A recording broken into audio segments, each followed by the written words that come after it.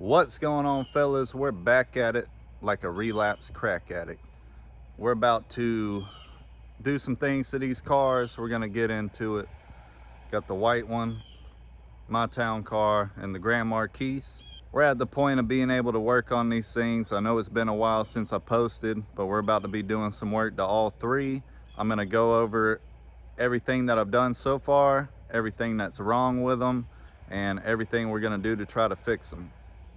So I'll go over them one by one, what I've already fixed, and then we'll go over problems that they're having. Let's get it. All right, I'm gonna try not to make this video too long. I'm gonna go over the tan car first.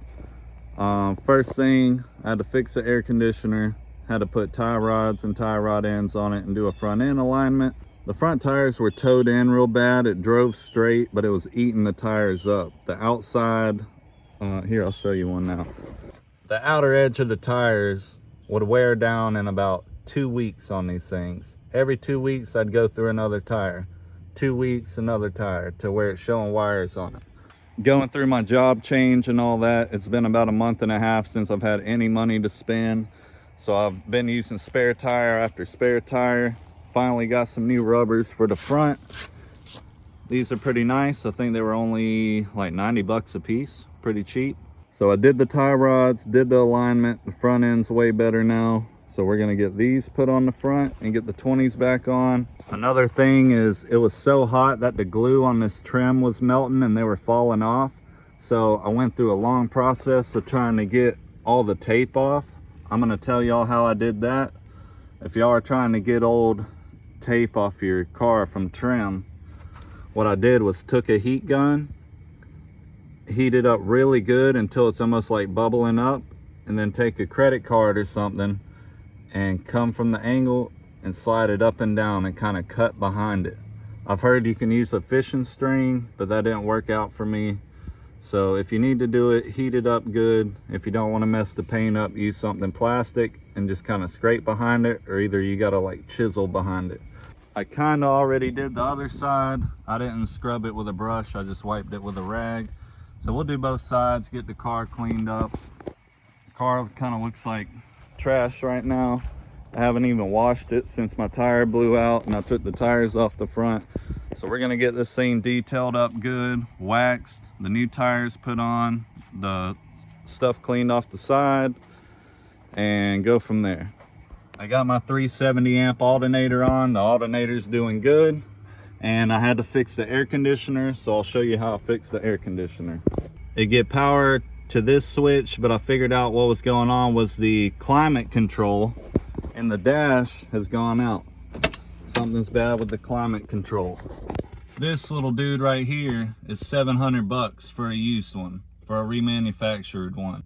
Then you got to take everything out, get it out without damaging the vacuum lines. There's like 15 vacuum lines that go to the back of it. And I don't want to do all that. So I'm going to show you exactly what I did. If that goes out in your car and it won't send a signal to kick your compressor on, I'm going to show you how to fix it for 20 bucks. What you want to do is run a wire from your positive on your battery. I just ran it from my fuse. I ran a wire with a fuse through the firewall, ran it under the carpet to the other side, over here to this toggle switch, and then I ran it back from the toggle switch into this switch right here. Ran it straight to the wire. You want to run it to the red and yellow wire. So red and yellow wire all the way to a switch, from the switch back to the battery. Make sure you put a fuse in it.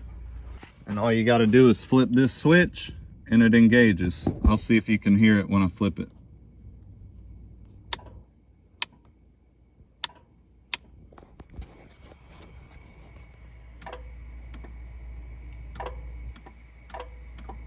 And boom, ice cold AC. So we got the front end done, rigged the AC up so the AC is ice cold now. Now time to get it all cleaned up and get the new tires on.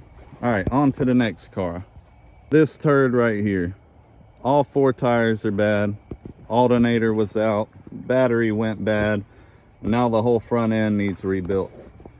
So got an alternator, got a battery. Now I'm gonna take all of these rims and tires off of the white car, put them on here, and then we're gonna rebuild the front end. Gotta start by putting a pitman arm and an idler arm on it. We've got the tie rods and tie rod ends, a couple bushings, sway bar bushings. So we're gonna do all that, do an alignment on it, get the spare tires and rims on. The battery's good and a new alternator, so it should be good to go as far as just daily driving it. Now onto this piece. So I bought this car for $2 grand about a month and a half ago. Drove it to work for like 3 days, and the alternator started charging at 18.5 volts. I did clean around the engine bay, and I think I got something wet, even though I didn't start the car for 6 hours afterwards. Made sure everything was dry, but I kind of thought that was what did it at first. I thought maybe I got the alternator wet and it messed up the regulator on the alternator, or either I shorted out the computer. But the more I got to looking, I noticed somebody was already having problems with it and already added ground wires everywhere, and they also spliced this connector and tried a new connector on the alternator. So I'm really hoping that I got that wet and maybe the regulator is messed up, because what it does, it runs fine for about 5 minutes and charges fine, and as soon as it gets up to operating temperature and the alternator gets hot, it starts overcharging. If you're just sitting there letting it idle, it'll run fine till it gets warm, and then the minute you press the throttle, you can just barely blip it and it shoots up to 18.5 volts. So after I get the other 2 cars going and cleaned up, I'm gonna get a new alternator. I'm gonna try that. If that don't work, then I think it's the computer, and I really don't know what to do with it after that. Everything's good. It's already got the spring conversion kit. Everything's good on the front end. Got some new parts. AC works good.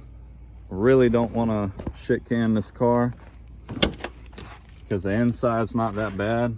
It's actually pretty nice. So hopefully the alternator will fix it. And if not, I got to make a decision on if I want to spend 800 bucks to get a computer and have the keys chipped and cut and all that and programmed, and hopefully the alternator will fix it, and then I might slam it and put some rims on it. Who knows?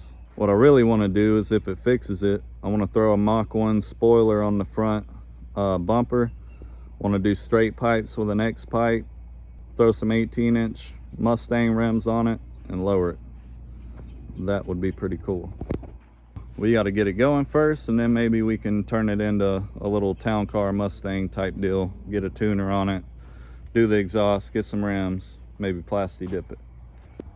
Time to break the big boy tools out. Should be enough. If not, I'll get the impact and we'll get it. Grand Marquis Lincoln Town Car Crown Vic. If you're changing a pitman arm, the only things you should need is a 19mm socket for the castle nut, a 1" and 5/16 socket for the pitman arm, a pickle fork to break them apart, sledgehammer, pair of pliers, and if you're lucky, that should be it. If not, impact. You should be good to go. Oh, and I forgot to mention your puller. This will go around that. You tighten this up and it'll pull it off.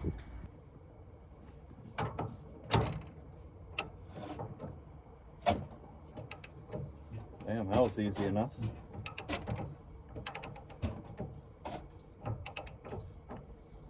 Alright, that's loose. Now we got to get this castle nut off. Alright, so we got the nut loose on the pitman arm. We're going to have to pull this cotter pin out, take the castle nut off, knock that out, get the puller, pull that off, and we'll put the new one on. Skippity-doo.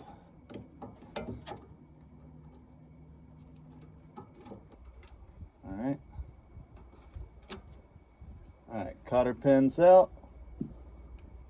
Alright, so if you're working on a town car, Grand Marquis, Crown Vic, This castle nut right here is going to be a 19 millimeter, and this big nut is a 1 5/16, 1 inch 5/16. I don't have this on a jack. It's just sitting on ramps, so I'm pretty sure you can do it without it being up in the air. Yeah, we'll see. Should be able to.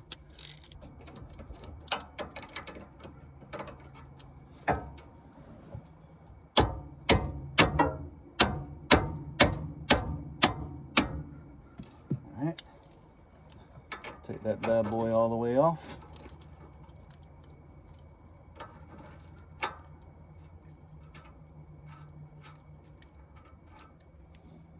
Alright, now we're going to finish taking the main nut off.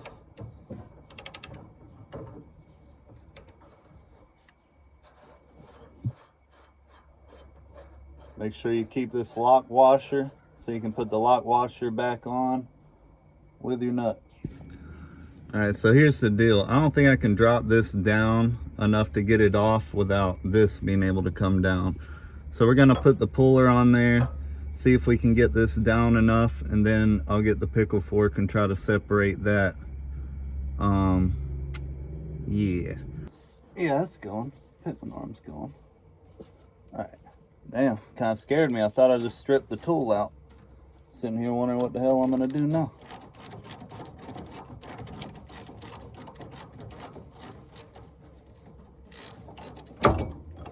All right.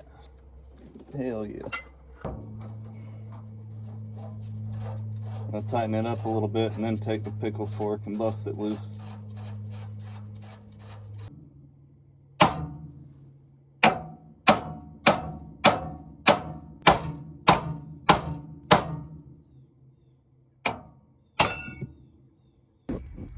Alright, got it busted loose with the pickle fork. Busted loose from there. Now I'm going to take this nut back off.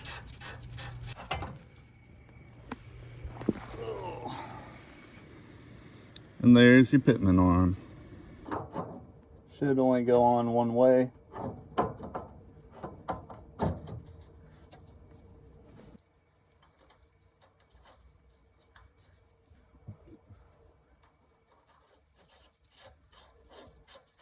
Alright, new pitman arms on. Always make sure you check your specs on everything for your torque. I think the torque on this was 180 pounds. This was 46. Make sure you put your grease fitting in. Probably add some grease. Go ahead and pack it full. And if you take this off, go ahead and put your castle nut on. Torque it back down. Make sure you put your cotter pins and everything. And you're good to go. There's no more play in this side. Now, we just got to do that side. Alright, here's the new one. Here's the old one. See, the new one's got a bushing right there. The old one don't have it. And the old one's got a lot of play in it. So, it causes a lot of play in your front end, a lot of movement. Bangs your tie rods around and stuff. So, alright, we're going to throw the new one on. Then we're going to do the idler pulley on the other side.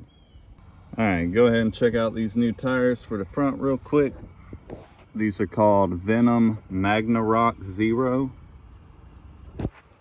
We're going to get these put on tomorrow, try them out, see how they do. They are pretty cheap. I think they're like 80 or 90 bucks a piece. But we'll see what's up with them, see if they're worth a damn. As long as they hold air, they'll be alright.